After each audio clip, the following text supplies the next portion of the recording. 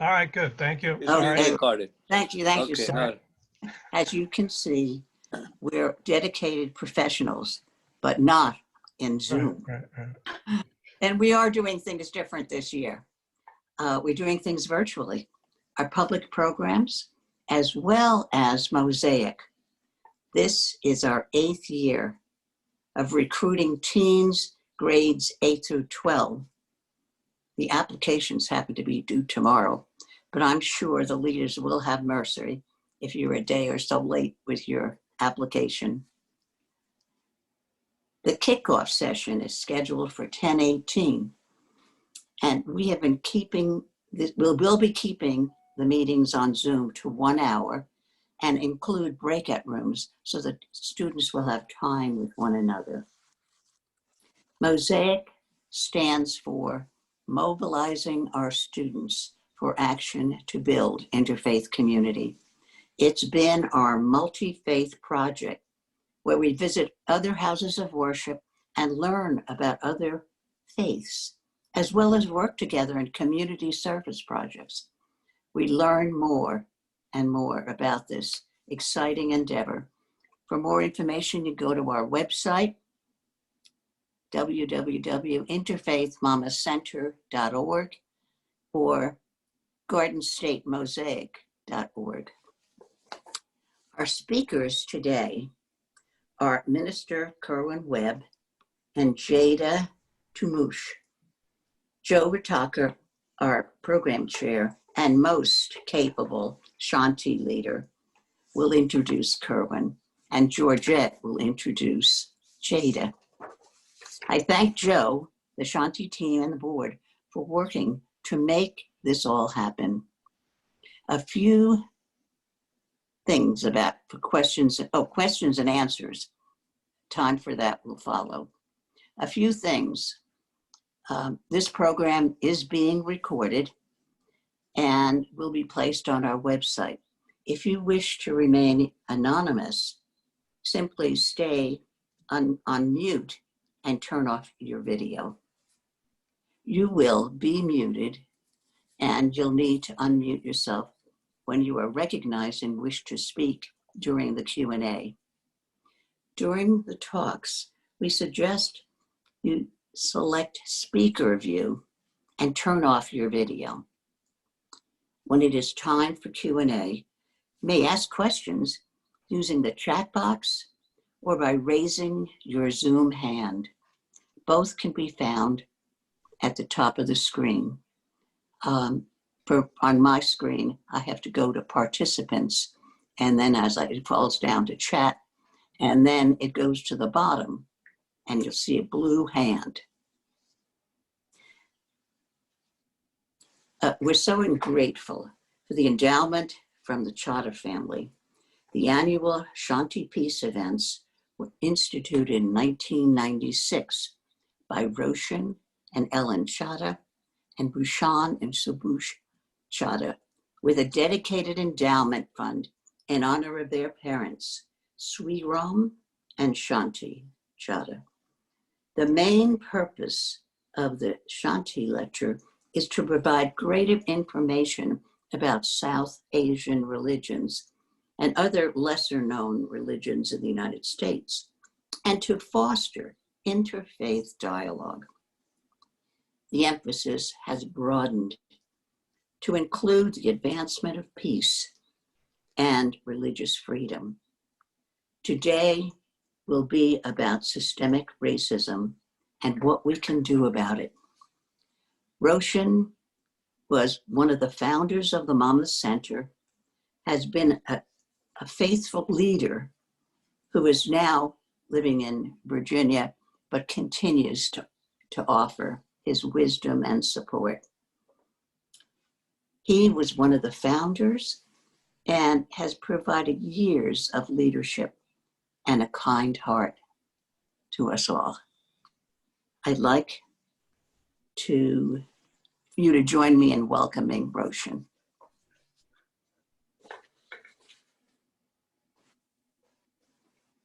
Okay, Roshan. Gotta unmute myself first. Okay. Good afternoon. I thank you, Liz, for your kind introduction.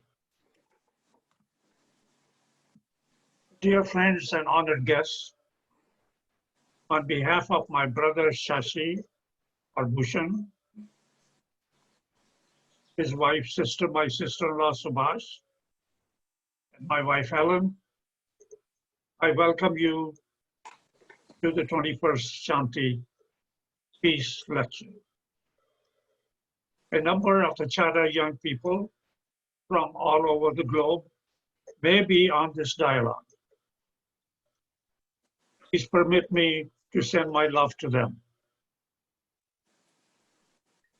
Minister Kerwin and Jada, this lecture series began in honor of our parents, Sri Ram and Shanti Chada.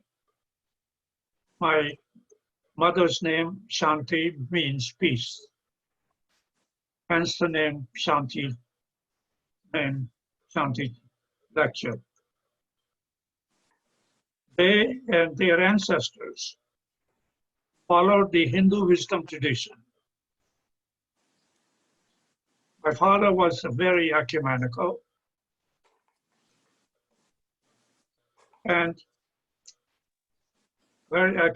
person, and my mother, Shanti, was a devotee of Lord Krishna.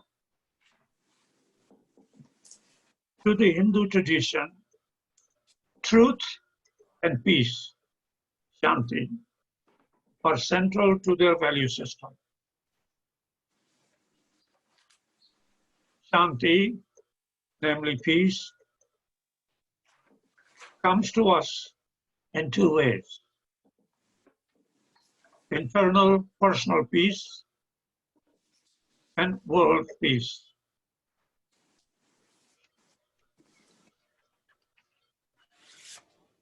They lived those values and found courage, resilience, and integrity in their lives, and showed us all how to live that way.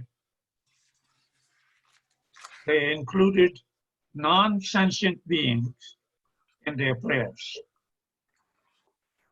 Mahatma Gandhi, whose birthday was celebrated yesterday, showed them and my generation how to accept diversity with grace, with peace, and with nonviolence. The Reverend Dr. Martin Luther King Jr. carried that message to America on nonviolence, of hope in his life. So here we are today in another generation, looking for hope, inclusivity, justice, and love. Minister Kerwin and Jada, you honor my parents and us all here by speaking today in search of hope and justice. We welcome you with our love. Roshan.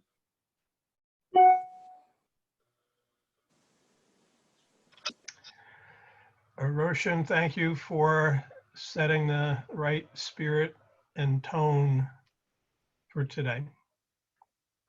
So good afternoon. My name is Joe Rotacco. As we are breaking the Shanti tradition in a number of ways today, we usually have one speaker, but we're going to have two. We want to acknowledge the importance of youth, not as part of our unpredictable future, but as important to shaping our now and our what next. And this is especially important relative to the long-standing and pressing issue of racial injustice in the United States. A fundamentally important aspect of the Monmouth Center is to create a more harmonious world that embraces differences among people. We work towards this objective in many ways. In particular, our public events are meant to educate, raise awareness, and provide motivation. Motivation for you to learn more on your own and look for ways that work for you to take some constructive action. So today, after two brief presentations, there will be ample time for you to join the conversation. At that time, I will review again the procedures for raising your hand. It is now my pleasure to introduce our first speaker, Minister Kerwin Webb. In recent months, many of us from the Monmouth Center of World Religions and Ethical Thought Board, that's MCWRET, for those who are not familiar, had the pleasure of listening to Zoom presentations by Kerwin. We were impressed not only with his message, but his engaging style. For this year's Shanti, as usual, we have a handful of excellent candidates to consider, but Kerwin was clearly our consensus choice. We are pleased that he has accepted our invitation to speak. A little bit about Kerwin. Minister Kerwin Webb serves as the Associate Pastor of Youth and Young Adults at Second Baptist Church of Asbury Park. He's also the president of the Greater Red Bank Area NAACP. His passions include education, mentoring, training, and community development. The list of organizations that he is part of or has been part of are too numerous to list. I will highlight only one, the RMW Foundation, a nonprofit organization whose mission is to feed, educate, and empower. I love that. Kerwin's bio pretty much concludes with the following aspiration. My desired outcome is that my work with individuals, churches, and community organizations will help lead to dramatic transformation and change within both individuals and communities. Let today be one more of those opportunities for Kerwin. So Kerwin, you may speak. Thank you so much for the opportunity to join you today. It is my great privilege to present at this event. And it is my hope that at the end of our talk and our question and answer time, that that minds are expanded and that a new understanding of some of the ways that racism affects people can be brought light on, so that we all can do a little bit better at trying to curb the problems of systemic racism. The reason that I chose the topic, the silent sting of systemic racism, is that it is not that America or even the institutions that we have now are overtly racist in their actions or practices. It is not that the people in these organizations or institutions are racist, but my premise is that in the beginning of the creation of this country and a lot of our institutions, those ideologies and mindsets that were prevalent during that time were built into the systems and the structures that we have. And over time, while there have been modest reforms and changes in some of the outright oppressive nature of things, the deep work of really undoing the systems and the structures, I think, have not been done. And so therefore, systemic racism perpetuates itself generation after generation. As an associate pastor, as a nonprofit leader, as an NAACP worker, it is difficult for me to understand how racism continues to be so debilitating to our nation. I remember being in 9th grade Alabama history class and learning just about some of the injustices that happened, some of the things that Black people, African Americans experienced in this country. And I was hopeful at that time because our instructors, our teachers were saying things have changed. We've gotten better. And no doubt, things have definitely gotten better since the 40s, 50s, and 60s. But there are some ways and in some places where it may have gotten worse.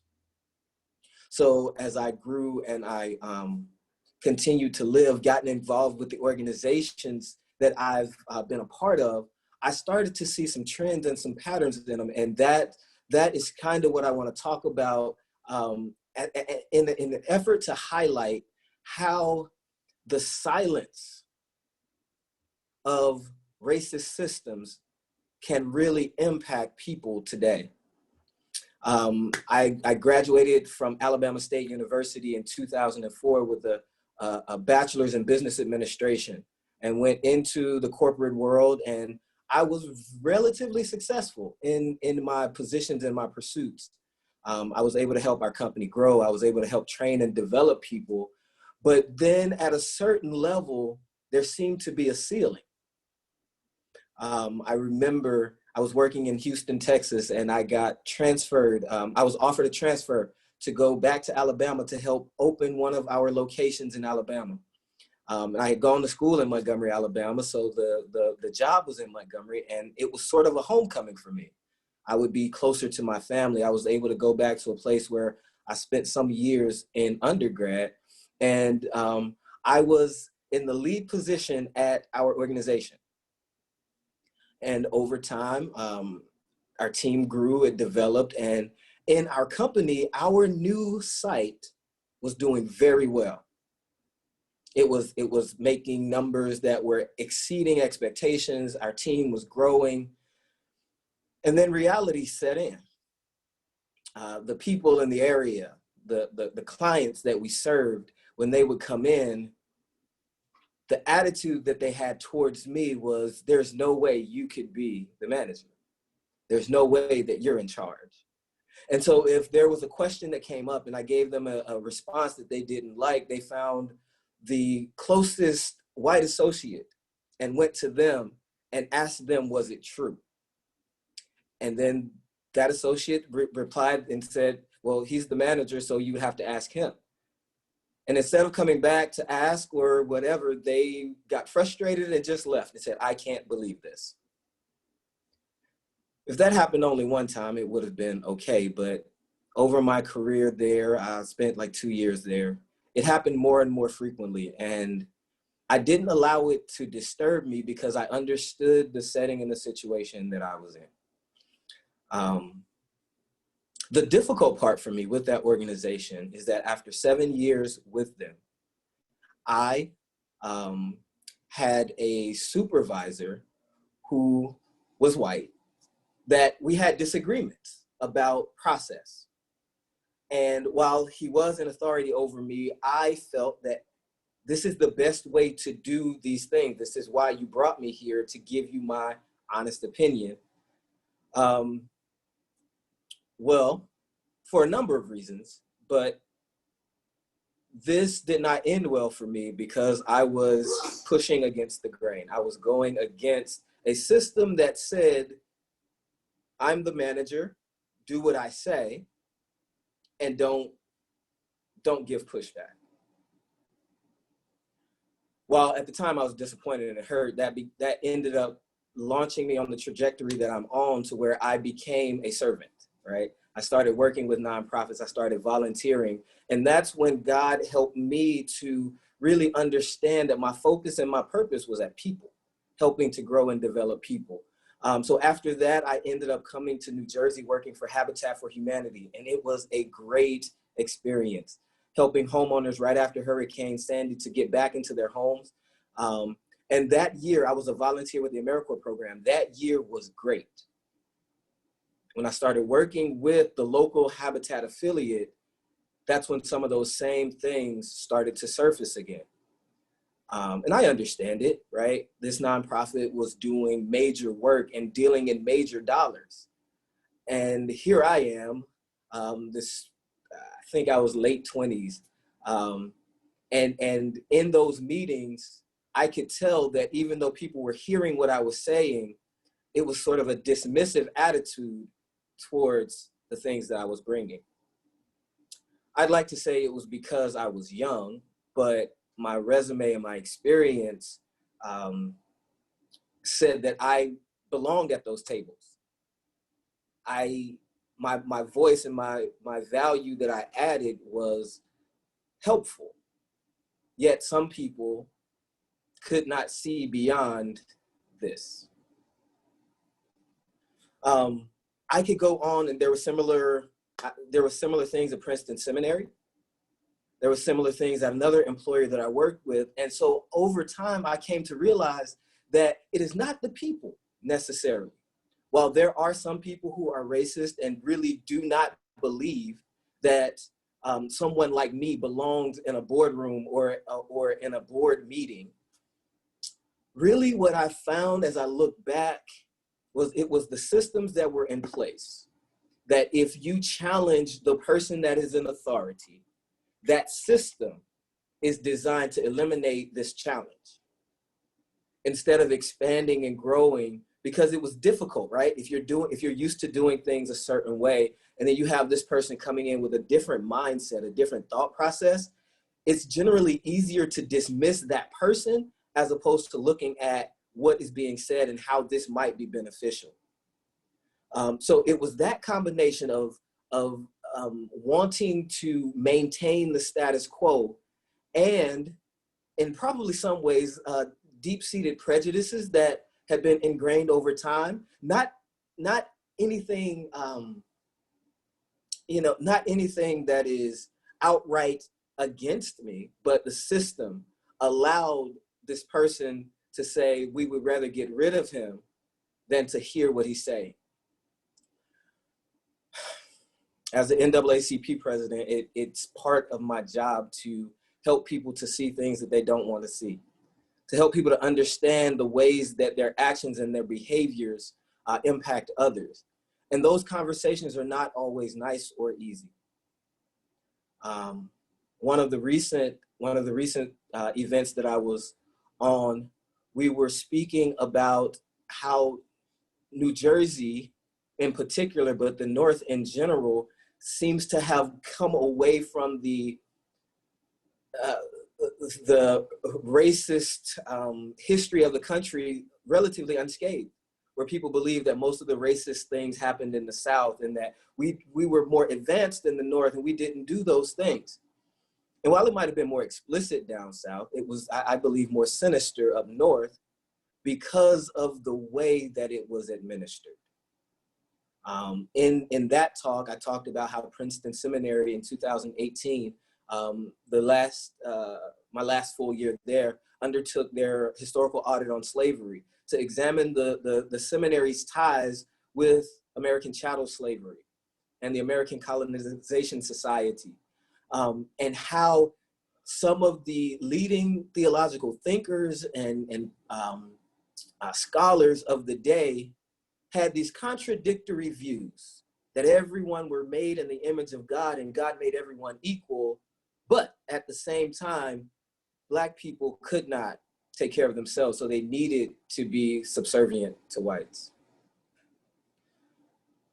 I don't believe many people hold those views today, not at all, not in the least.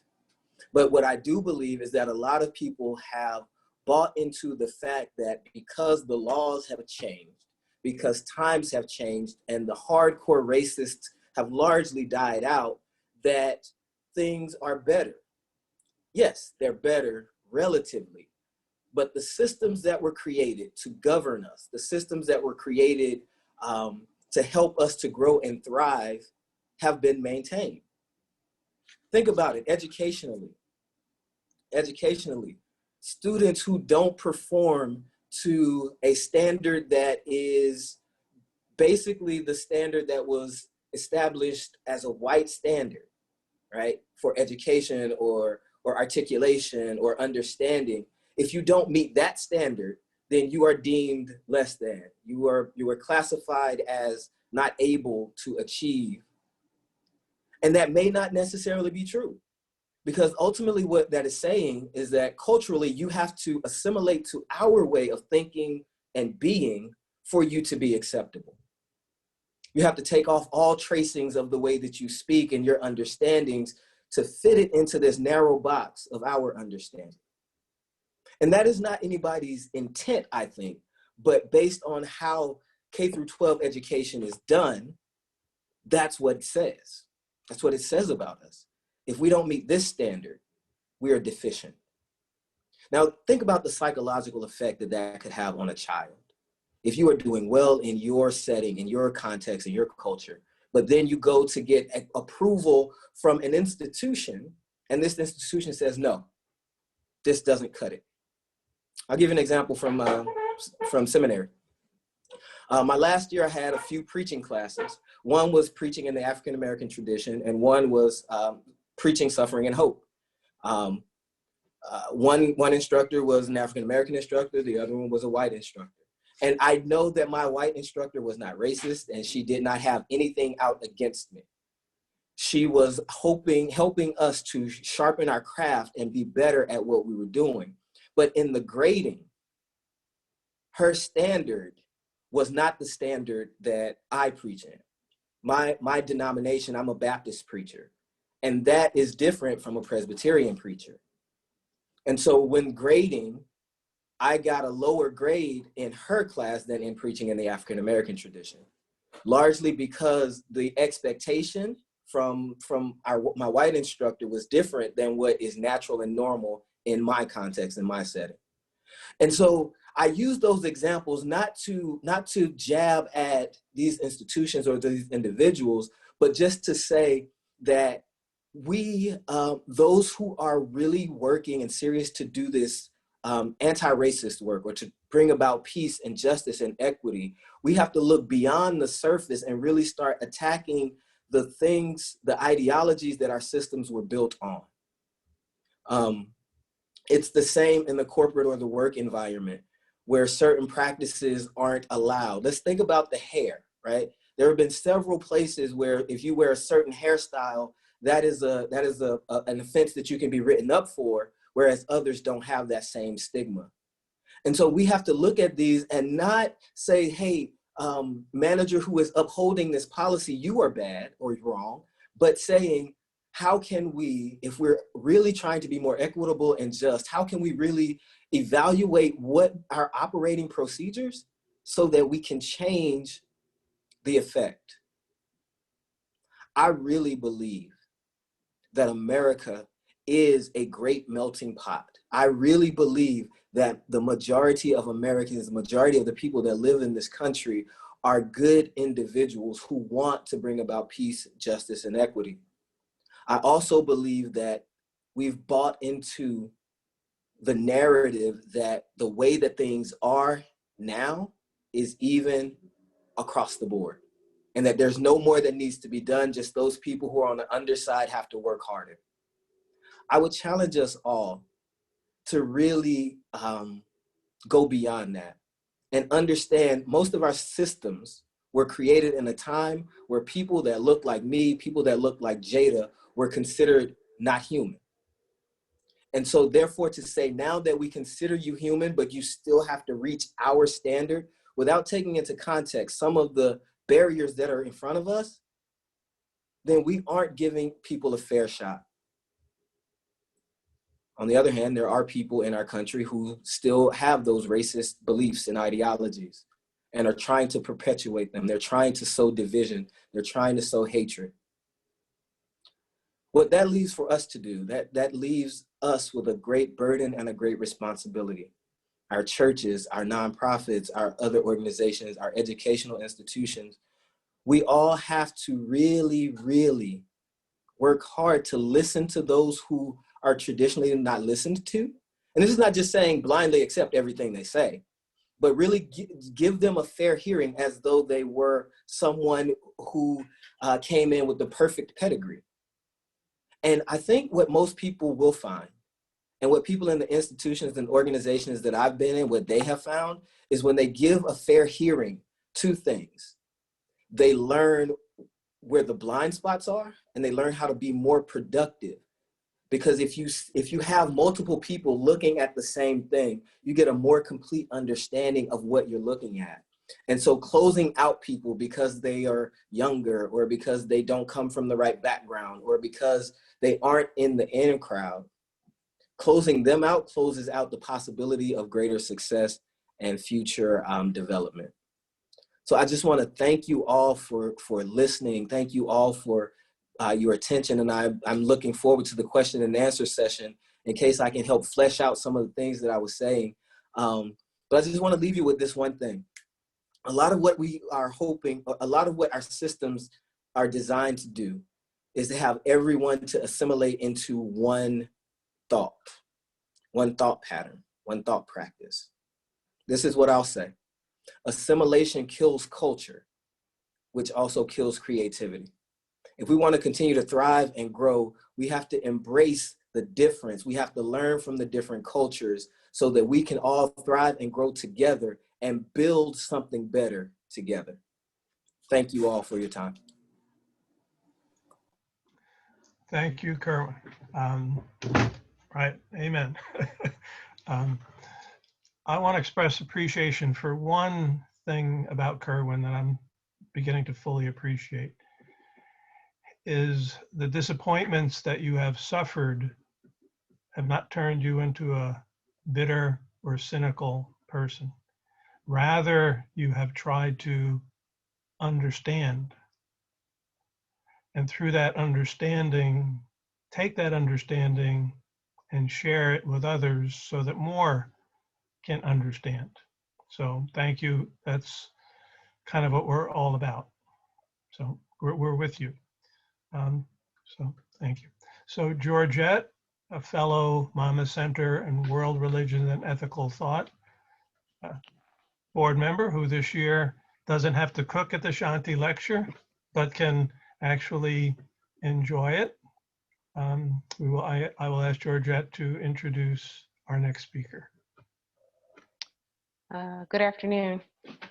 My name is Georgette Thomas, and I had the pleasure to be introduced to Jada Tulloch, and back in June, she spoke at a rally that was for Middletown High School North and Middletown High School South.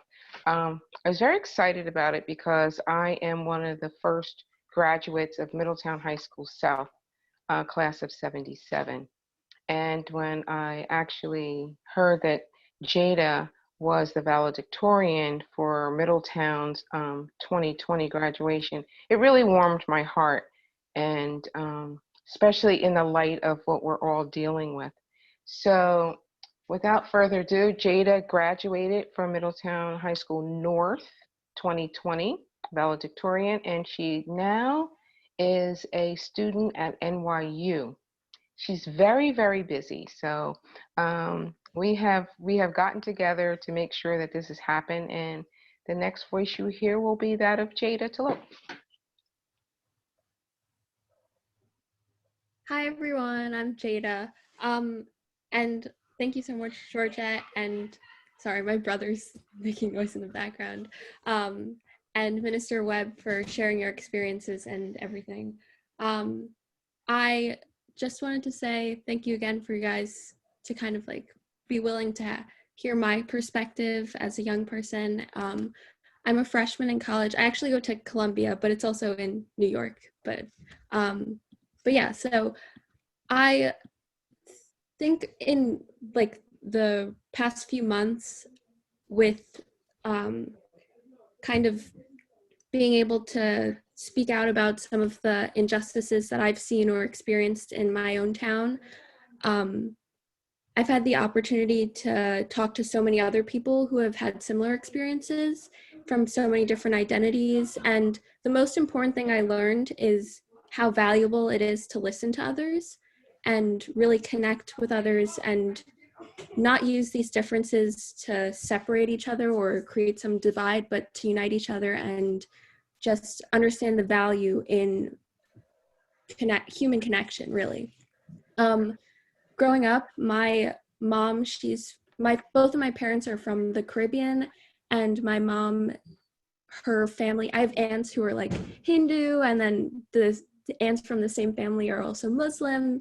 And I grew up like in a Catholic town. And so, I've always been exposed to different faiths or different, religious beliefs.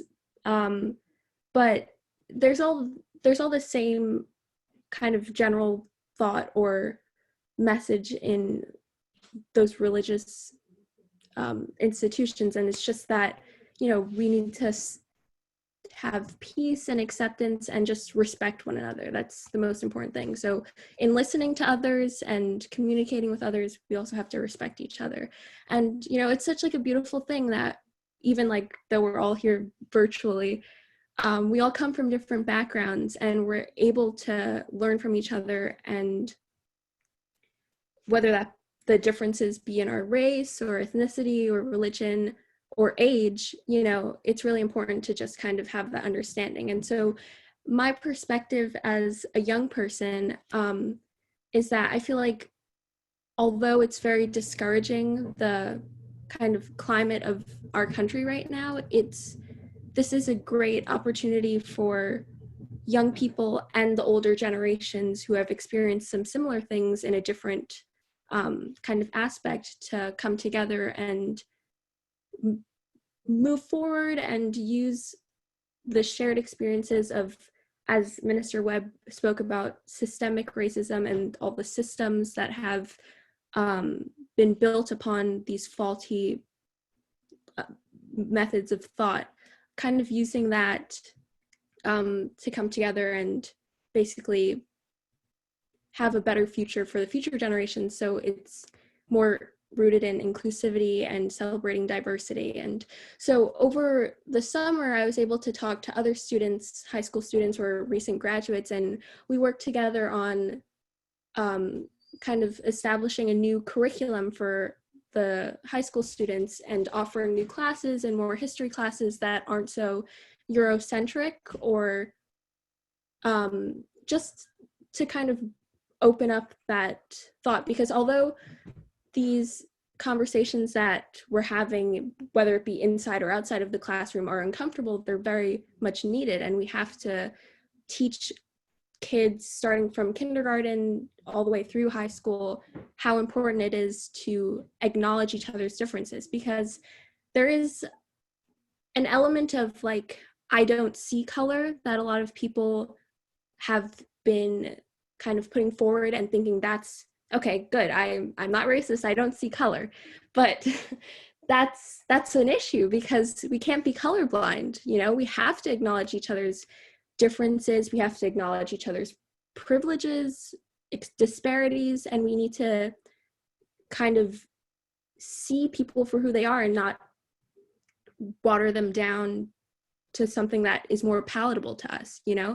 Like I've heard people have said to me like, oh, like I totally support you, thank you for speaking out, I don't see color. And that last bit really doesn't sit right with me, because I'm a Black woman and I'm not ashamed of that. I don't want to be any less who I am, and I also don't want to go out into the world and have other people feel like they can't have that pride in their background as well. So I think that's a really big thing that I want to bring into the schools, because even though, thinking about the way that I grew up learning about Thanksgiving or the civil rights movement, it's like people who came in Thanksgiving and interacted with the Native Americans, that wasn't just like a nice dinner, there was an element of violence, and it's not as, we have to stop sugarcoating history, basically, especially with younger kids. And it's not necessarily that we have to be so graphic and kind of give all the details, but we do have to teach young people about the disparities that have existed since the beginning of time and how to not use that to separate or to kind of have any, be any less accepting of each other. And a big thing too is that the racism and bigotry that plagues our society and, you know, the institutions that our society is built on, it's not inherent, it's taught, and it's perpetuated through years of neglecting the issues. And, you know, that's why it's so important to talk about these issues and not just continue the cycle of someone speaking out and then being silenced. And that's where the listening comes in. So, you know, I mean, over the past few months too, in speaking out, there has been quite a bit of backlash, and, you know, that's inevitable. It is a difficult concept because in me or any other person of color or anyone from a minority group, whether that be with religion or, you know, any type of identity, in us kind of asking to be acknowledged or asking for, you know, respect, others may feel like they're losing their privilege. And then that's why there develops some kind of animosity. But the reality of it is, me wanting rights isn't taking rights away from someone else. And once people listen to each other and kind of focus on human empathy and understand that, you know, there's like a little metaphor about it, and it's like, rights aren't pie. You know, I'm not taking a slice of pie and leaving less for someone else. It's everyone needs rights. Everyone deserves to be respected. And although it's difficult to kind of get that through to some people, it doesn't mean we should be discouraged in kind of fighting for that, I guess. So yeah, I mean, and another thing is that it is very overwhelming. It's discouraging, the reality that we live in, and it's important to have community programs like this to uplift people and uplift the youth and kind of remind people that there is good in the world and there is a reason to keep advocating for these changes. And, you know, the world isn't going to change overnight, but it's important to have this local reform and these community-based discussions, because that's how you build up and tackle the higher injustices and issues that, you know, plague our country and in the society and the world. And so it's important to just have that in mind and have these little conversations, from in your home to in the classroom to in the workspace to in whatever, you know, program that you're in, whatever environment that you're in, because that's how you accomplish this greater change. So yeah, I really just hope you guys kind of understand how important it is to see color and to celebrate people for their differences. And one more thing to add, I'm currently in a history of health inequality in the modern United States and racism class, and so we're talking about racism and how it's ingrained into medicine and economics and education. And every day that I have class and I get to talk to other students, it's always more eye-opening. And it's actually the class I have in college now it's my first Black teacher ever. Like, I've never had a Black teacher. So with that, you know, representation is very important too. So I loved seeing everyone come on the Zoom and like seeing different people of different ages and backgrounds coming on, because, you know, even though we're different, you know, there's that representation. It's important to kind of be seen and be proud of being seen and be proud of interacting with other people. So yeah, I think it's just about time that people feel comfortable for embracing who they are and what they represent. And, you know, everyone has a right to exist, and we all deserve to feel safe in doing so. So I hope that resonates with some of you, and thank you for letting me share. Thank you, Jada. So I would say Jada's message is very consistent with really what the Monmouth Center is all about. Don't deny difference. Accept difference.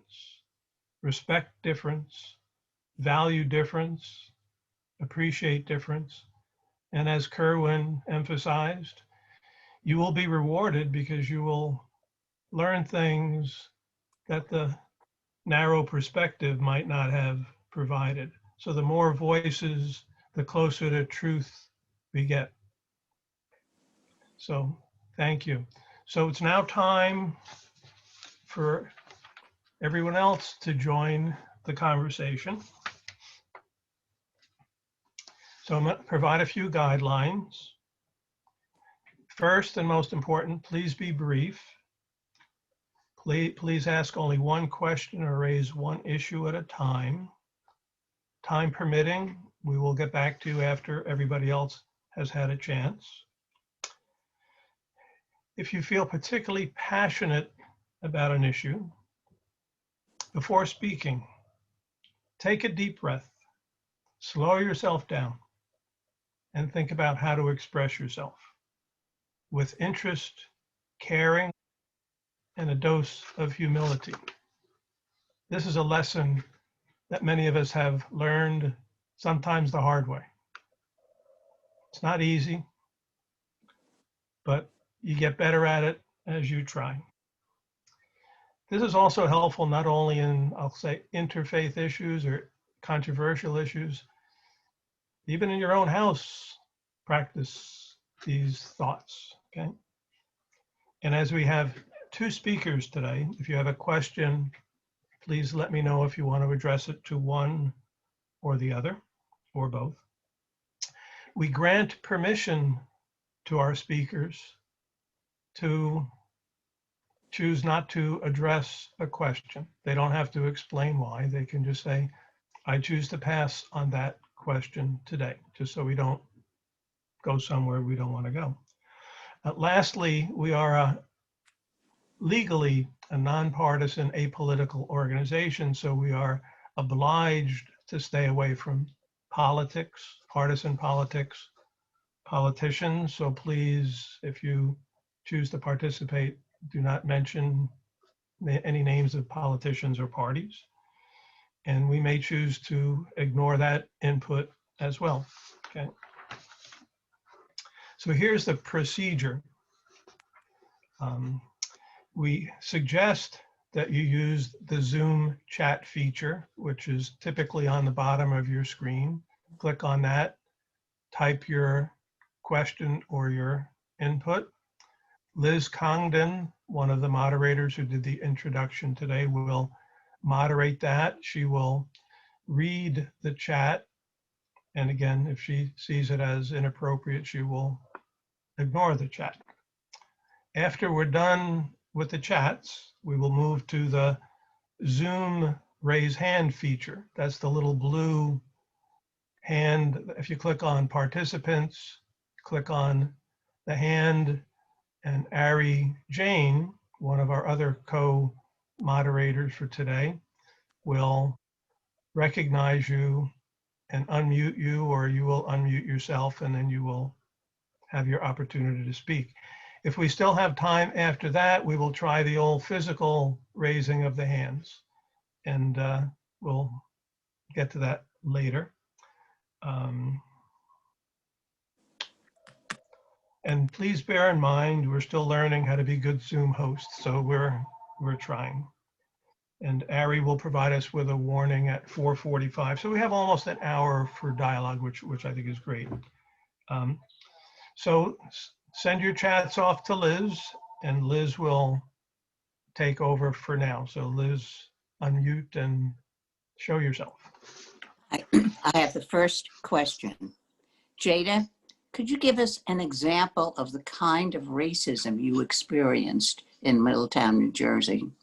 What was the nature of the pushback you received after your valedictorian speech? And the question is from Stevie Lishan, co-president. Okay, thank you, Stevie, for your question. So a lot of, because of like quarantine and stuff, and I haven't been like around people, a lot of the backlash has been on Facebook. So there were a few there were quite a few comments, and I remember one that stuck out to me was a parent of someone at the school that I used to go to said that me being a Black person who spoke out about racism, all Black people who speak out are ugly animals, and that was just very, it's crazy that people actually put that stuff online and say stuff like that. So, and there are people who supported it and liked the comment, and that was just one of the many. But yeah, even growing up, I've had some experiences with classmates. I remember on the at the rally that we had in June, I spoke about an experience that I had where a student had said that no one should talk to me or come close to me because I was Black, so that meant I was from Africa and I had AIDS and I was going to give people AIDS. So it's little things like that. I mean, those aren't necessarily microaggressions because those are genuinely racist comments, but those are a few examples of things that I've experienced. Not saying that I, have to validate my speaking out about racism by giving specific examples, but those are a few of the things that I have in mind, I guess. Thank you. Thank you, Jada. Question from Carolyn. Kerwin, how should we approach people who we believe are acting perhaps subtly racist? What should we do in those conversations? Thank you for the question, and it's a really good one. I tend to ask people questions to try to get at some of their understanding or their thinking behind what they're doing. And so if there's something that just strikes me the wrong way, I'll say, okay, well, can you help me understand why'd you ask that question? And then would you ask that if this person were not a minority or not a Black person? And just really trying to help them, because a lot of times, and I really believe this, a lot of times people don't know that some of their behaviors or some of their thoughts are racist or can be perceived as racist. Because even if we're not intending to say something in a racist way, depending on the person who's hearing it and their experiences, they could take it, they could perceive it that way because of social conditioning. And so if we do encounter that, if we do feel or hear something that's a little bit questionable, I wouldn't say attack that person, but just try to understand what is the source. Where did you hear that from? And then try to get them to explain it. And in that explanation process, what I've found is some people, in trying to explain what they're saying or where they come from with it, they realize that, hey, maybe I'm wrong, right? This opinion that I have of this Black person came from a white person, right? And so helping them to understand and learn, because that'll do two things. That will help them to see that, okay, this person is safe for me to ask questions to, but also it lets them feel like, okay, I'm trying and I'm not being attacked for getting it wrong. Sometimes people who are trying to do the right thing, they're attacked if they say the wrong thing and don't know it. And so they need somebody to help them navigate that way. And so in the conversations and things that I have, the appearances that I make, I'll say when I'm speaking to predominantly white groups, hey, if you are trying to, reach out and say things, let me be the Black person that you mess up with, because I'm not going to attack you. I'm not going to demean you. I'm going to help you understand how this could be taken from somebody else. So I would say, to answer the question in summation, is ask them questions to try to get to the root of where it comes from. Thank you. Thank you. The next question is from Calvin, and he is also a board member at the Monmouth Center. Jada, what % of your class were minority? What % were Black? I have no idea, but it's not like, I have no idea. Yeah. I know it's like, obviously there's a majority of people who aren't minorities, but I'm not sure the exact percent. Okay, thank you. This question is from Joanne. Thank you, Jada. I love that you're discovering Black teachers. Hopefully more now than in '69 when I graduated from college. But we had just instituted Black studies. So much more is still needed. Yes, thank you. That's a great addition. And from Helen, we have a question, and it's to both of you. What most identifies being Black? Is it just color? There are so many shades of skin. My Black friend is very dark and is 60% Irish. I am very white with a small percent of sub-Saharan DNA. Is it only color? Is it economic? Is it culture? Is it life experience? Is it linguistic? Is color the most obvious or not?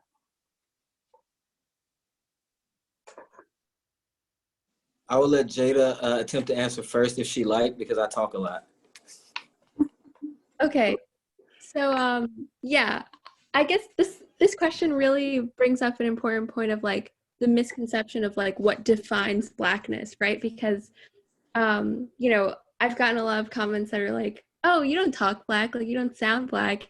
And then from there I ask the person, well, what is Black? What do you think Black is? And you know, it's not just color, and it's not just how you talk or, you know, where you're from, but if, you know, part of it is like, okay, yeah, the percentage of whatever, but it's also not that technical. Like, I think if you're Black, that's your identity, and it's not like, it's not limited to just how you look or where you're from. And it's not economic. It's a mixture of culture, and it's a mixture of, you know, your actual like ethnicity or like, but it's a complicated question because, you know, as much as like you can, it's as much as there is it's a gray area of like Black and white, I guess, because, you know, it's not just, I feel like if someone says like I'm Black and other people who perceive them don't have the right to kind of deny that, as with every other identity, but it is complicated. I'll let Kerwin take the rest of it because this is a good question, but go ahead. Thanks for taking a stab at it, Jada. Part of why I let you go first was because it is so complicated. But I think in the context of the conversation we're having here in America, the difference is just color. It is basically a color thing.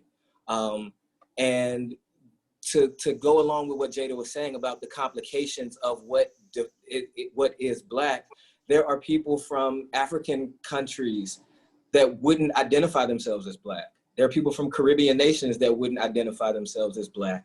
I remember when we were at the seminary working to try to define or figure out suggestions for the seminary to adopt as far as reparations, we had debates amongst ourselves about who would be included in these or not. But as far as structural or systemic racism, I think most of that is just based on what someone looks like. A cop pulling somebody over, one person over versus the other. It has nothing to do with your heritage or your ethnicity or economic status. It is just you look like this type of person. Now, once it's been so deeply ingrained, it does start to trickle down into all of those other things, economics and culture and linguistics. Because I too have had people say, you don't sound Black. Your name doesn't even sound Black. Okay, what does a Black name sound like, right? And then they'll go and give one of those names that is you know. So to answer the question, Black, for what most people I think in America would define, it is simply color. But if you really want to get to the root of what Black is, that's a real, that's like a doctoral thesis right there.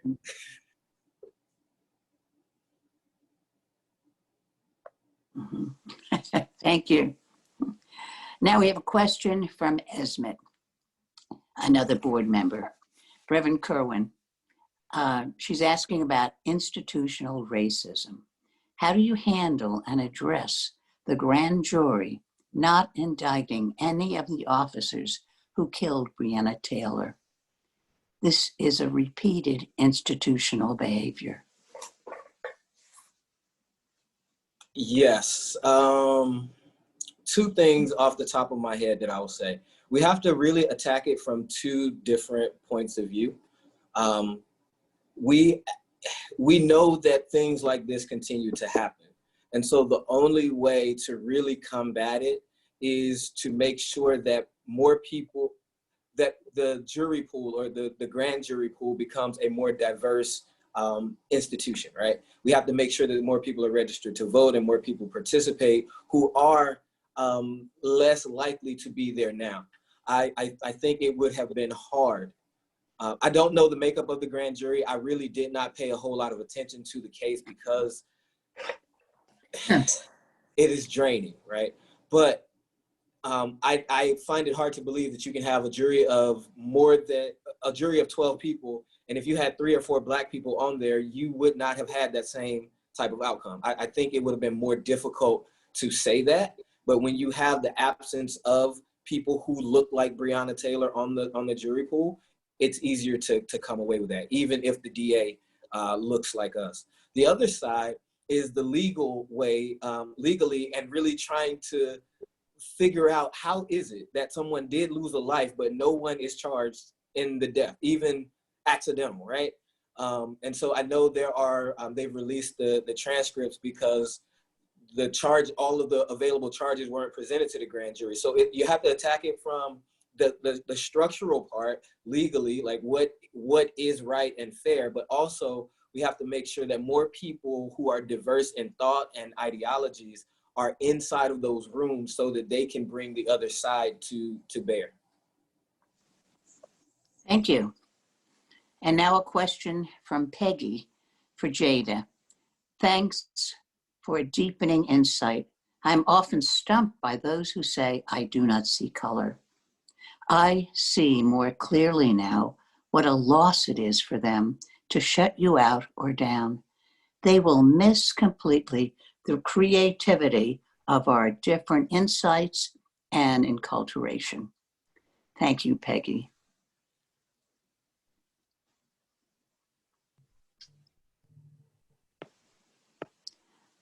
And it's an answer from Judy Stevens. Middletown North has less than 4% Black students, less than 15% minority overall, I think. I retired from there a year ago and may not remember precisely. Sounds pretty precise to me. Thank you. Thank you, Judy. Sarmeet asked, I would like to suggest that Blackness is a stereotype in our minds. Can I add something to that?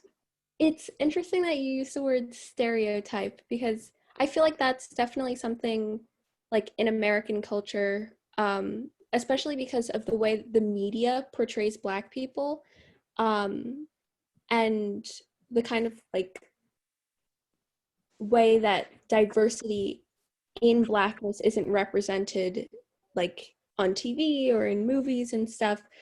I don't necessarily, like, this is just my opinion, but I don't necessarily think it's limited to just being a stereotype in our minds, but I think the way that we are kind of introduced to Blackness in the way that we grow up or the way that we live, our perception of Blackness, depending on, you know, where we come from or who we interact with, that's what kind of makes you think of it in a certain way. Because someone who, I knew someone who like had never seen a Black person before, and initial reaction was to be scared of them. And that was really like mind-blowing for me, but also eye-opening in the sense that like a lot of how we perceive other people, not just Black people, but like anyone from any, you know, identity, it's dependent on culture and media, and how we have to kind of separate ourselves from that, even though it's always so in our faces, to kind of get a deeper understanding of how a person identifies and who they are. Thank you. And a question from Balwinda. I think the answer might be different depending on who you ask. If there are two people, one is non-Black and the other perceiver of the other is white. The perceiver may attribute any it attributes to the other. I have been perceived as Jewish, Caribbean, South African, Native, etc.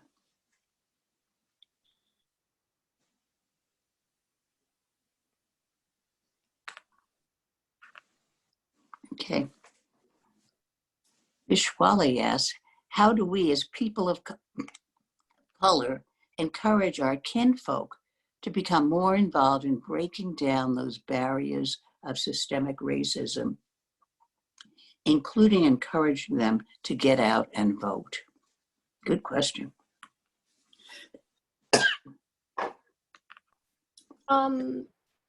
I think I have an interesting perspective on this because half of my family is like, we're Caribbean, but like they're South Asian. So a lot of my aunts on my mom's side are like Indian, and there's definitely, I remember like growing up, there was a lot of issues with colorism, and that's not just like against Black people, but also about against like darker skinned South Asians. And that's something that I think kind of perpetuates the stigmas that exist. And, you know, we don't really think about the racism ingrained into like beauty and like the standards of beauty.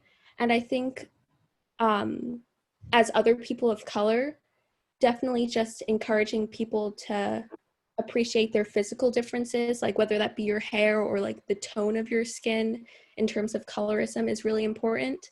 And I can't speak on this too much, but I did watch like something about the way that like the way that communities of color sometimes don't feel inclined to go out and vote because, like, depending on the background, like say like immigrant parents might not, you know, have that understanding or like connection to United States politics, I guess. So like that's where there is a disconnect. But I think like whether it be talking to your relatives or like friends or having like younger people like children and like students encouraging their parents to go out and vote, I think that's important because there's a lot of disconnect in like different communities of color, even though, you know, being people of color is what unites us.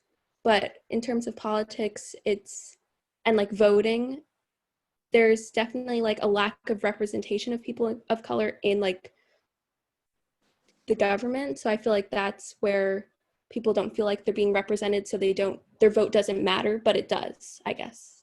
I don't know if that like helps in any way. Mm-hmm, mm-hmm. Yeah, so I would say that it's helpful to be mindful that people of color, Black people who we would encourage to help start to break down these barriers, many of them are in a mindset of survival mode. I just have to survive. I just have to make sure that my family survives. And so while it is a great ask or a great ideal to say, how can we get more people involved in that? We have to understand that for some people, just waking up, going to work and making it home safely That's a chore, right? And so helping them to see how this extra effort that goes on top of just trying to live in a racist society, right? Helping them to go beyond that. We have to be able to connect them and help them to see how this thing that you're asking me to do, how showing up at this protest, how showing up at this march, how voting in this election, how does this really affect my lived experience? I know a lot of people who don't vote because they say it doesn't matter. It doesn't matter which person wins. I'm still at the bottom of society and nobody cares about me, which time and time again, elections really prove that to be true. So to actually get people involved in breaking down these barriers, we have to make it easier for them to do so. For example, if you say, hey, we want you to come in and let us know how we can help to do this thing that we all agree needs to be done, right? And then this person of color, this black person comes in and say, well, you need to do this and this and this. And your first response is, no, we can't do that, because then it doesn't work, right? So we have to actually be willing to listen empathetically. We have to be willing to ally and partner. And another term that some of my seminary friends say, we need accomplices. We don't need people just to be allies with us and say, I support your cause. We need you to be out front and do the thing that will normally get us hurt, right? The wall of moms that were in Portland, that was a great example of somebody becoming an accomplice in a system. So I really believe it's difficult to get Black people to move in these directions because, to be honest, they've been doing it for so long by themselves. And so now people are coming and saying, well, I'll give an example, and I'll finish with this for this question. There was an event that we had at a church that was to help memorialize something that happened and to start galvanizing community support for this initiative. And most of the people that showed up were white. And one of the people that came there said, this is all that you have? Now, the turnout that we had, there were about 30 or 40 Black people, which is generally good on a weeknight. And this person said, is that all that you have? And she was honest in her ask, right? I don't ascribe any negative motives to her. But I said to her, so what you have to understand is that some people are working. Some people have children that they have to watch. They can't just show up to these things. But also you have to remember, Black people have been fighting this battle for hundreds of years. You're just showing up. So we have to be mindful that a lot of the work that has people deflated and dejected is the reason that we get the results that we get. So we do need a jump start, but also we need to be mindful that when we ask people, how do we change something? Our first response can't be, we can't do this because. Thank you. This question is from Patty. I would like Kerwin to address the laws in place which protect police and make it almost impossible to hold them responsible for crimes. Oh, wow. Okay. I'm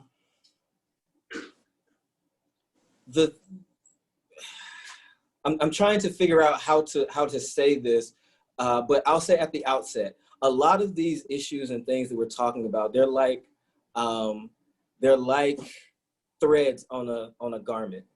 You start pulling at it, and before long, the whole thing is going to fall apart because all of these things are connected and necessary. One of the things that keeps police above the law is the police unions. Allowing unions to dictate policy, allowing unions to control politicians, those are the types of things that keep it above the law. There's a thing, qualified immunity, that allows officials to be shielded from civil lawsuits in the course of their duty. And that, I think, if you take that away and you allow law enforcement officers or the unions or the counties or the towns that they represent to be held civilly responsible for wrongful deaths, I think you'll start to see either the good cops that are there, they'll start telling on the bad cops, or the police unions or the police departments will go bankrupt. I think it's the same thing with the gun manufacturers, right? You cannot sue them because they have somehow had this shield that says no matter what happens, they're not responsible. Well, so let's either do this. Let's either give everybody qualified immunity, or let's give nobody qualified immunity, right? So I think doing that, the unions, qualified immunity, and just politicians in the pockets of organizations, those are the things. And if we can take away those things, then I think you'll have more accountability. Thank you. A question from Charles. What are the highest priorities to addressing institutional racism and the actions that you and the rest of you can take to achieve your objectives?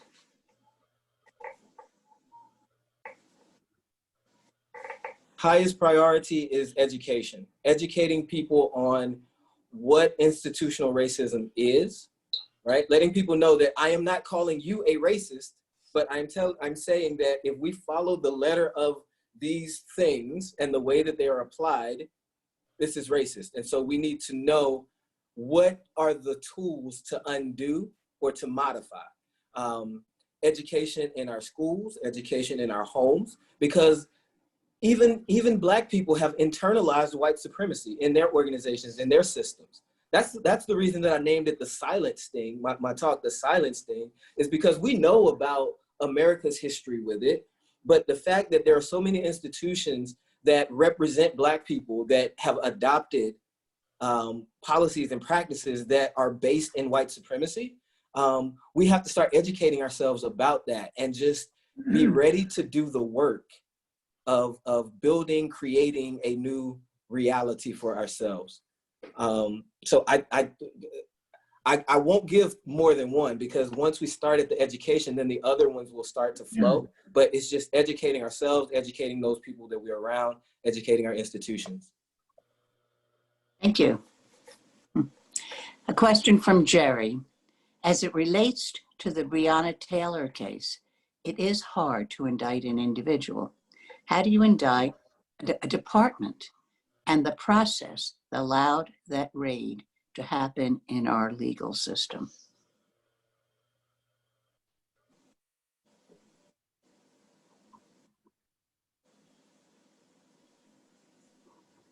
How do you indict the department? I don't know that attempting to indict a department or like the entire system head on is the way.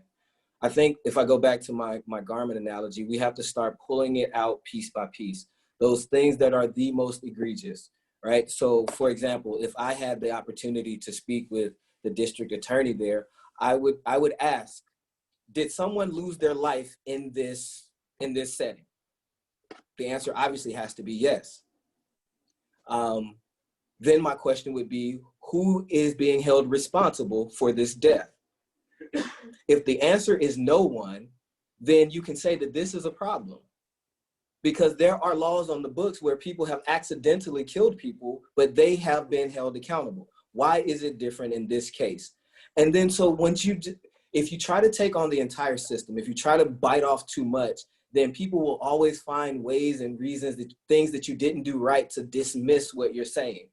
But if you can focus narrowly in on certain things that are just blatantly and patently egregious, then I think you have a better chance to start making the dominoes fall, and then things start to change.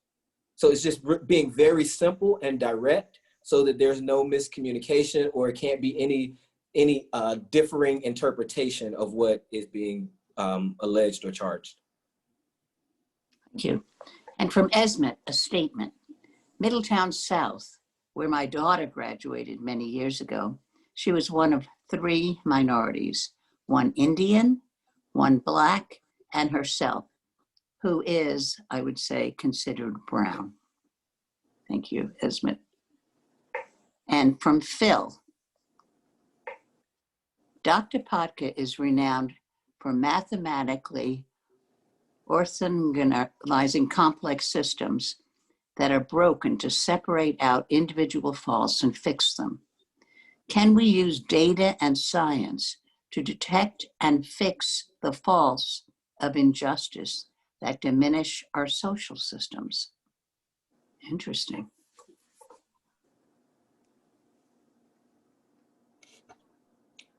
Madhav, would you Jada? care to take a crack at that one?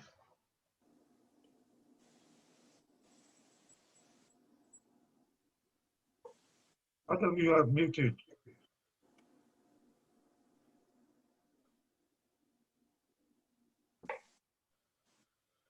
Of the intersection of social justice and mathematics. Do we have Madhav? Okay, well, that's a very profound question. I have given no thought to it, but I really believe that science can and should be used to solve social problems. And it's a certainly welcome help for our collaboration if people can have, because I have very little understanding of the social science. So I'll be happy to donate some of my time to do it. Mm-hmm. From Georgette. Can I add to that? Can I add to the other one? Sure. Yeah. I really believe that you can break down the complex systems and fix it if we have the courage and the will to do so. If enough people decided that this is what we want to do, I definitely believe it can, because it is not, we have to think about it this way. The system was put together, it was built, right? And so it can be unbuilt or it can be modified to change. The challenge that people run into is that once you start modifying or changing things, it starts to encroach upon some people's comfort level or privilege, and that's where the pushback comes. But if people had the will and the desire to do it, I have no doubt that it could be. Mm-hmm, mm-hmm. Okay. I'd like to add something too, I'll call somebody who's a social scientist at heart, but a mathematician by trade. It's important to point out the numbers in some cases, but the numbers without the impact on humans, the human story, you put those two together and you have a compelling argument that people can understand. That's kind of how I've evolved to think about that. Can I add something too to that? Mm-hmm. This is interesting because I just read something for my one history class about how there's this pseudo science in terms of race, and how racism is ingrained in data analytics, especially in terms of demographics, and kind of how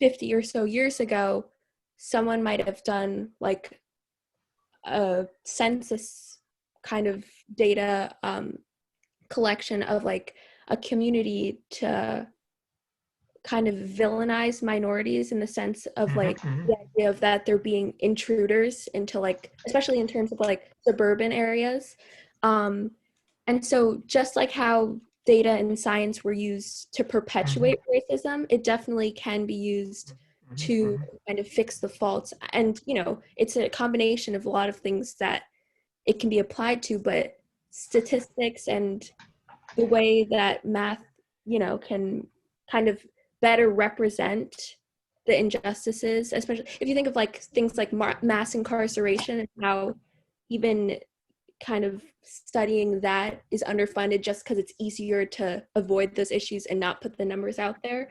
It can definitely kind of raise awareness and open some eyes, hopefully, if the right people are behind it, because it also can be manipulated to push the wrong message. I'll add one more thing. I think the trick is to get to root cause analysis, not just look at the raw numbers, because the raw numbers you can use to explain things wrongly. You got to go, well, why is it that? Why is it that? Why is it that? And you got to get to some of the root causes, which is a challenge. But if you just do this, you can manipulate and make any story you want. I'd like I would to add that One last addition to that. My view in this, if you really want to address this issue in a scientific manner, you have to develop a very accurate mathematical model that should take care of the outliers, the initial conditions, and all the other factors that comes in that you can add it.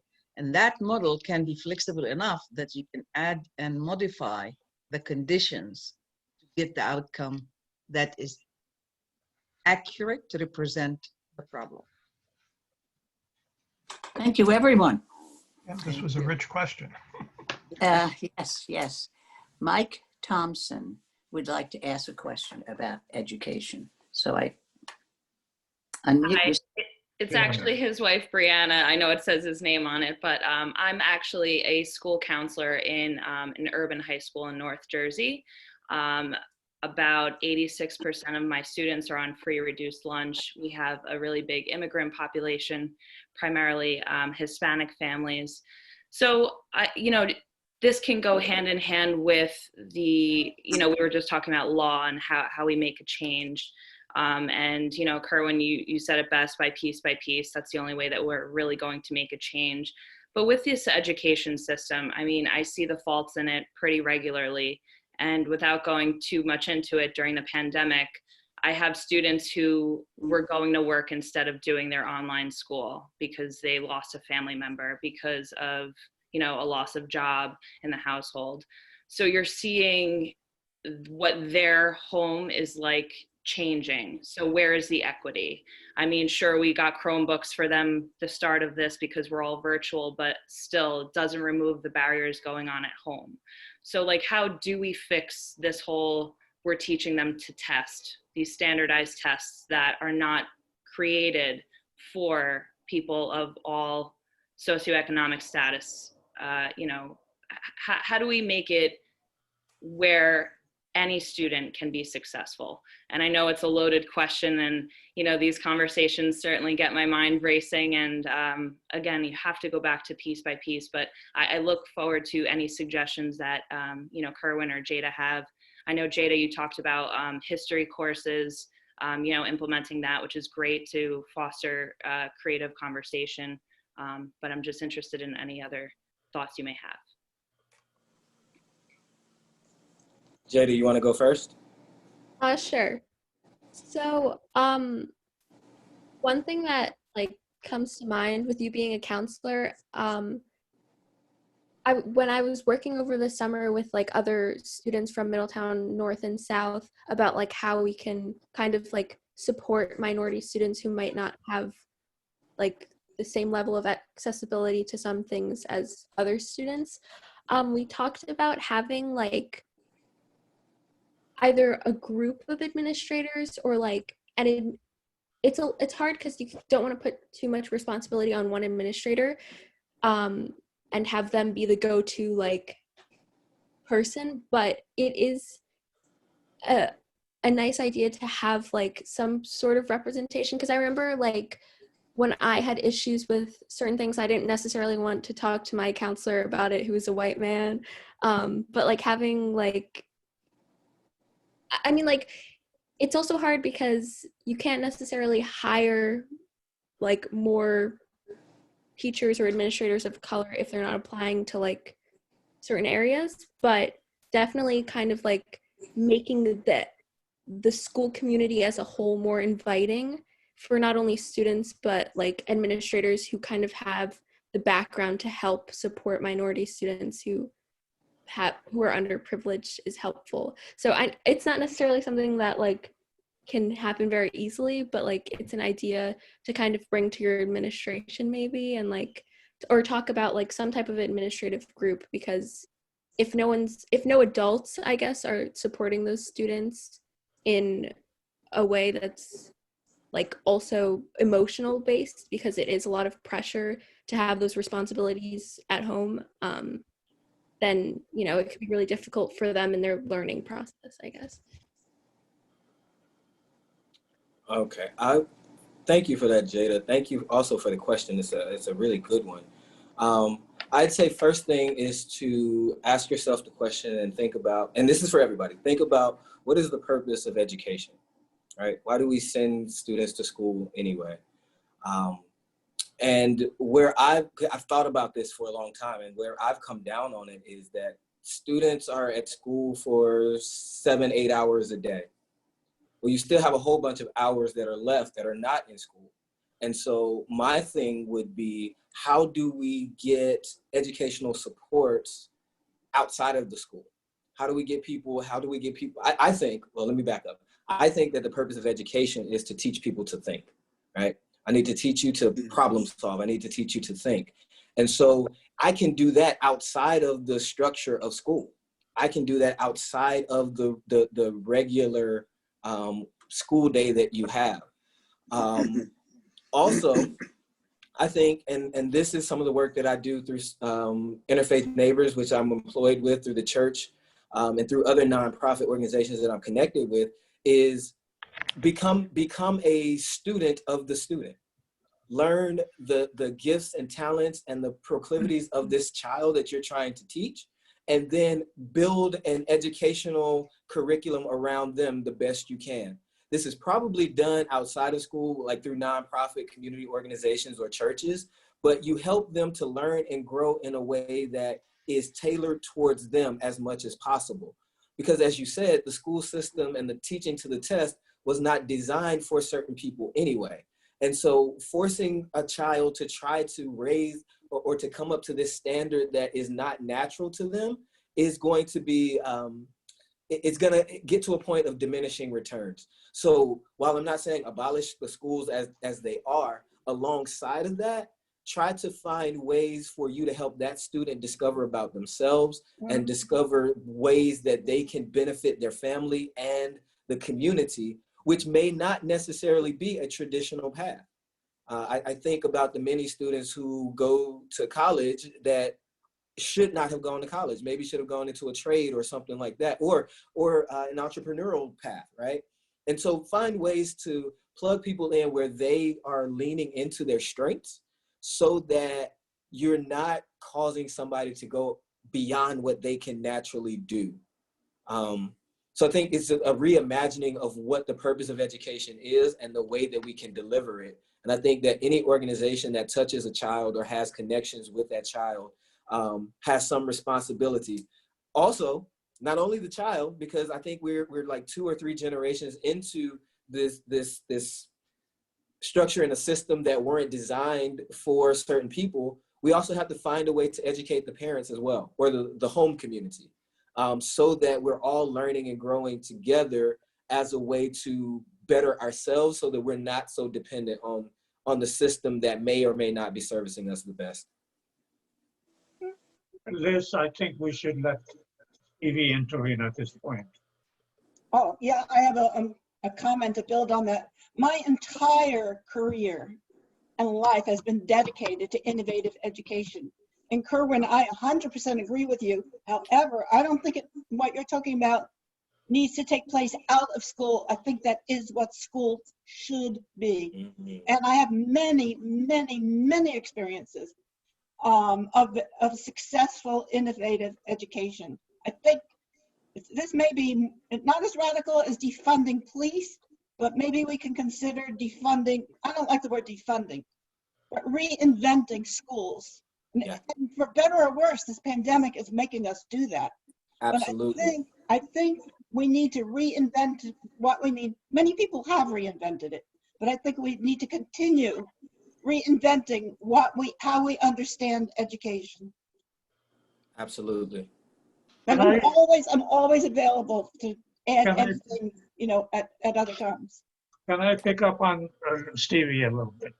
I'd like to broaden this discussion a little bit. My own experience, I worked as a teacher. I've worked as a professor, as a scientist, etc. And this particular point which Stevie is making, and which Minister Kerwin has made, this is a broader implication for other issues which Minister Kerwin brought up in his talk, which has to deal with how do we listen to others, How do we listen to someone who doesn't think like me? That's a scientific method, but even the scientists forget that. Even they don't know how somebody who produces some solution to something, which a lot of others don't think it will work. They don't want to listen to him. In my congregation, and I have had multiple congregations, mostly UU congregations, whenever an African American person joins the congregation, they think differently. They have, but then the people who are part of the congregation, who've been there for a long time, they right away tell them, this is not how things work. They say, this is not right. we do things differently here. Mm-hmm. And and then even though the person who's entering the congregation is very smart, has a lot of experience, etc., they're not able to go forward with that. So this, I say, is lazy thinking on the part of the majority. That's a simpler way of saying this. Even we can say this is a racial issue, etc. But it is a broader issue of how we listen to each other. Thank you, everyone. A comment from Georgette. Jada, growing up in Middletown, was your neighborhood a mix with Blacks and other groups of color?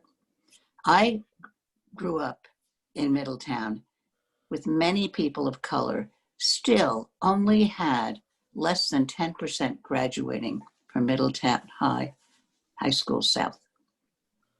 Thanks, Georgette. Patty White has a question. No. Excellent point by Kerwin for non-Blacks to be accomplices. We can all stand up on behalf only 10% and try to blunt or reduce the burden placed on them.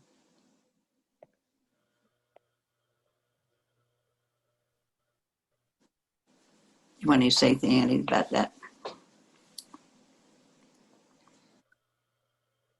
I'd like to add to that question. So one of the objectives that I have is how the Monmouth Center can be an accomplice of existing organization and do it in a way that's effective, because there are a lot of issues of organizations sort of trying to take over. This is the way we should do it. And I don't know if this is a conversation we should have now. You might have some tips. It will be a conversation we will have after today. But if you have any thoughts on how to participate in a way that's helpful, doesn't take over, et cetera, et cetera. Oh, it's almost over. Okay, thanks. And we have a question from Ellen. Did you want to ask that question? It probably was my question. I mean, I yield to my wife all the time.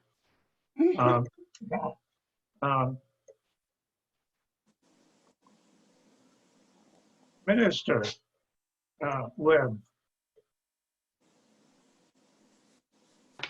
I just want to take up from where I was speaking earlier. I feel that the problem is not with the African Americans. The problem is with the majority. That's my central point, because we talk about systemic racism and so on. Systemic racism is maintained by majority. And if alterations have to take place in our society, it is the majority who has to do that. African Americans are always first forward are asked to raise a lot of hubbub so that they could be heard. But the real thing is that we all need to be hearing. We need to come up with out-of-the-box thinking. Sometimes in scientific parlance we say. How do we develop that out-of-the-box thinking? Not only now, I would say, maybe your congregation is African-American majority. I don't know that. Is that correct? And so are they ready to have some kind of a out-of-box thinking? Is there a boxing up on both sides happening? So yeah, thank you for that. And I do agree that the majority, a lot of the word lies with the majority. But I cannot in good conscience say that Black people don't have some work to do as well. My congregation is African American, predominantly, but we also have some things that hold us back. The out-of-the-box thinking, you have certain people there that try the out-of-the-box thinking, but again, similar to in broader society, because it's difficult, because it's different, because this is not how we've done it before, it gets shut down. And so you have the same type of dynamics at play. And for me, that's even more insidious, because while we understand that outside society, we have this challenge, right? To try to push this boulder up the mountain, right? But then in our own spaces where we should be nurturing and building each other and really supporting and trying innovative out-of-the-box thinking, not all African-American congregations, not all Black people are there. So while, yes, I'll say majority of people, yes, really, we need to embrace and we need to do that, but we have to look at ourselves as well, because we can't just throw up our hands and say the system is against us when we are sometimes perpetuating the system. And as far as out-of-the-box thinking, I would say that people who have out-of-the-box thoughts are in everywhere that we go. It's just a matter of, do we create the culture and the climate for people to feel comfortable to put them forward? Repeat. Go ahead. Repeat, Minister Webb, repeat, please. So yeah, the majority, I believe, does have responsibility to help change society, but it would be incomplete and incorrect for me to say that all African Americans are doing their part. I have frequented African American spaces, and I have been one of those out-of-the-box thinkers that suggest things, and I get told, no, that's not how we do it. We can't do it this way, for whatever reasons. And so everybody has their roles to play in bringing about this change. And the last thing was that out-of-the-box thinkers are always around us. It's just a matter of if we are creating the climate and the availability for them to put their out-of-the-box ideas on the table without being demeaned or made fun of or just like ostracized for it. So it's just a matter of listening and hearing, and then creating space for people to be able to feel comfortable sharing out-of-the-box thoughts. How do we get your out-of-box thinkers and this bold's out-of-box thinkers come together and form some kind of a camaraderie so that we can all together do out-of-the-box thinking? I will say, Joe, if you could connect with me after this, we can definitely arrange something, and I will bring people together, because I do know a lot of out-of-the-box thinkers that are just waiting on outlets. And it's not, let me say this, it's not that people just want to have their ideas just done and implemented, but just at least debated and fashioned and shaped so that they can be implemented, right? If we can create that through the center, Joe, I think that'll be one of the great victories out of this calamity that we're in. Reverend Rubano, I think you're hearing this. I am hearing it. That's right. I am hearing it. This is a comment from Connor, our senior, college senior. I'm a senior disaster preparedness and emergency management major at Rowan University. In the United States, there are laws that can indict companies if they cause a technological man-made hazard. Look up the Bhopal disaster. The Indian Supreme Court fined the American country that owns the plant. Thank you, Connor. Oh, okay. We're coming to an end here. I have something. As the, Are there more people, Liz, or? okay. Stevie, I had something, I put it in the chat, but I have something I want to say. I don't know if it got up to me yet. Why don't you say it? Oh, okay.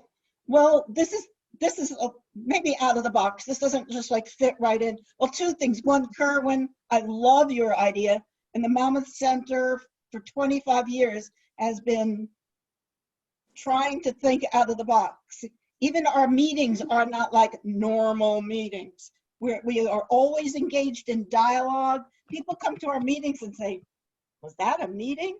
So we try to employ, we try to do that. It's not always easy and sometimes very difficult. But I have something else I wanted to share from my heart. That is, I bring with me to this meeting somebody who I love in spirit because she's not living amongst us right now. And that's Dr. Margaret Parker. Many people here know her. And I believe she was the first president of the Red Bank NAACP. She's always with me. She's always in my heart. And I know she's smiling at us right now. Thank you. Thanks, Sherry. I'd like to, this is Harry. One of my responsibilities was to give a 5-minute warning. So Joe, we are 10 minutes into it and our chat has worked very well. That's why some of the people who raised their hands, they changed it to because they asked a question. I still have the hand raised by Ismet. Ismet, do you have another question?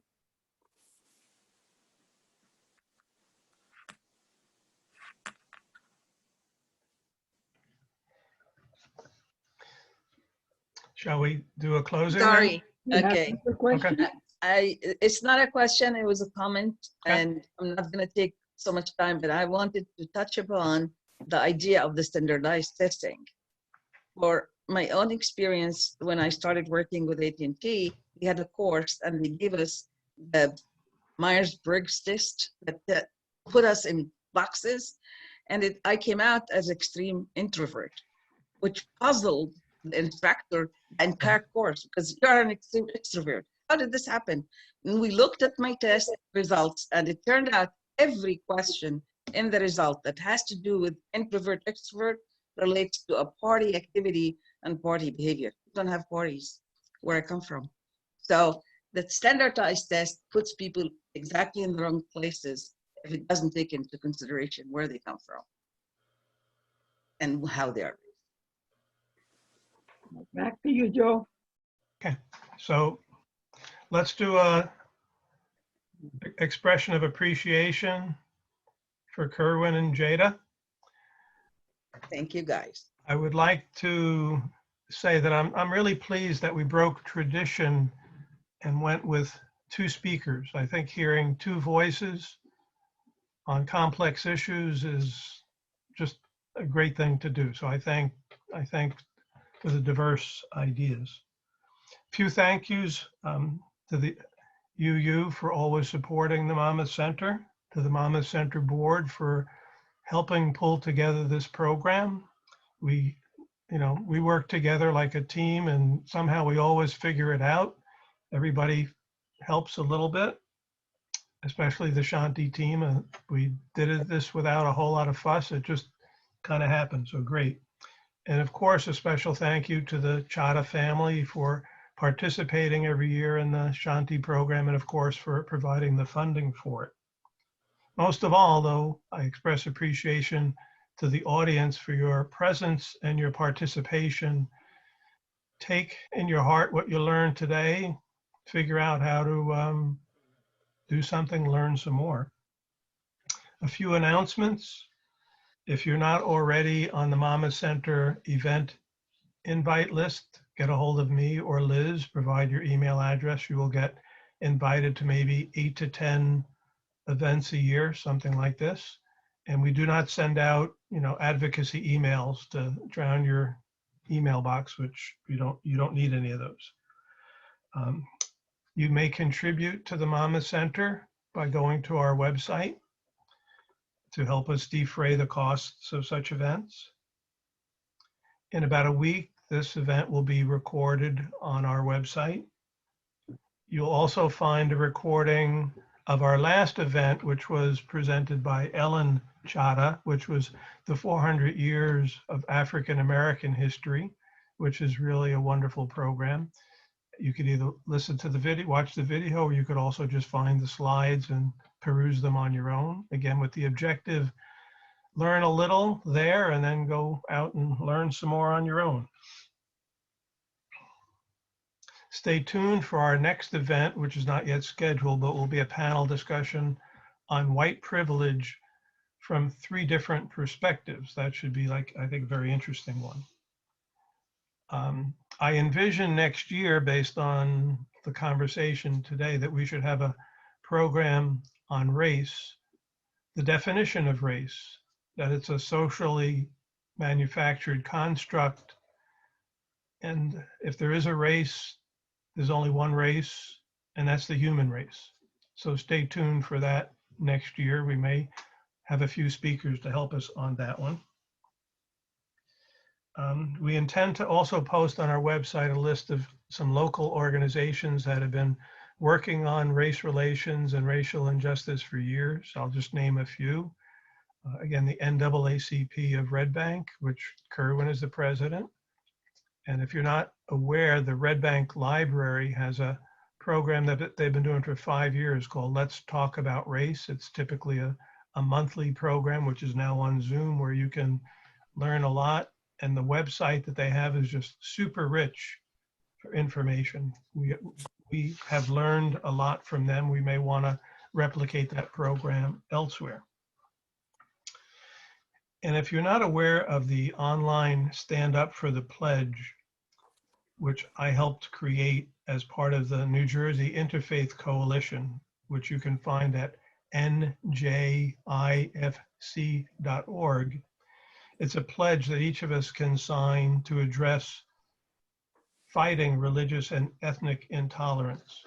Recently, we came together to update it to explicitly focus on racial intolerance. Let me paraphrase.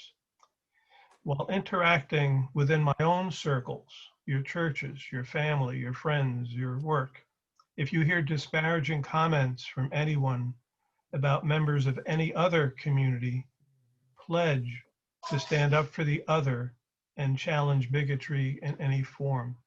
So basically, where you're in your community, where it's comfortable for you to speak, that's a good place to speak. Does anyone else have any announcements that they would like to make? Kerwin, Jada?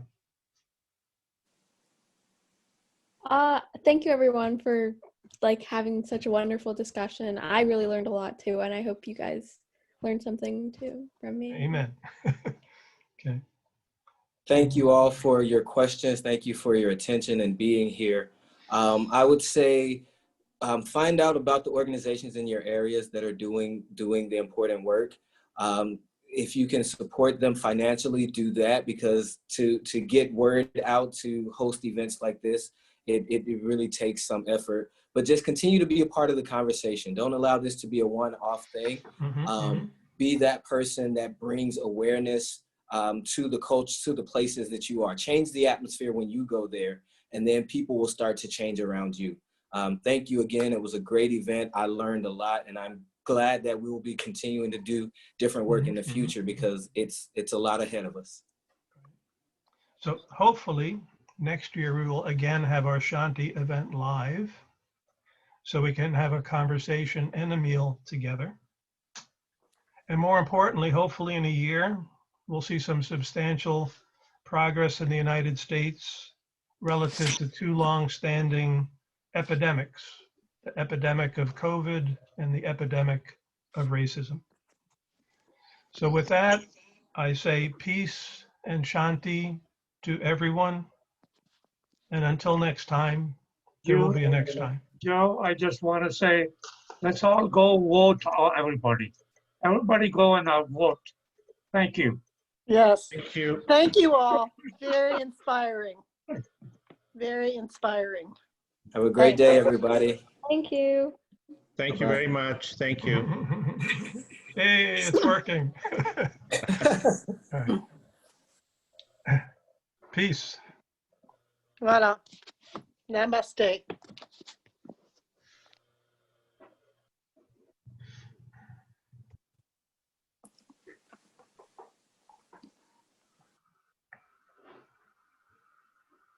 Yeah, Peter worked perfectly. Yes, yes. This was wonderful. Wow. But there's one thing. I was doing the chat, and the chat was the whole, I didn't see anybody. I Oh, just sure saw the chat, and then on the outside, I had, the speaker. So I didn't see hands up. So we have to figure that one out. I saw hands up, but some of them changed to chat. yeah, okay. Well, good. The audience responded to the reality, which is good. For example, Jerry Godbear had hands up, but then he asked the question. So I think Ismet had her hand up. Only 3-4 people have the hands up. Well, the chat worked well. Liz, on my screen, I can look at the chat and I still see the speaker. So, there are subtleties. Speaker. I saw the speaker, but I couldn't, I guess I should have put on the other view. Gallery But view? Okay.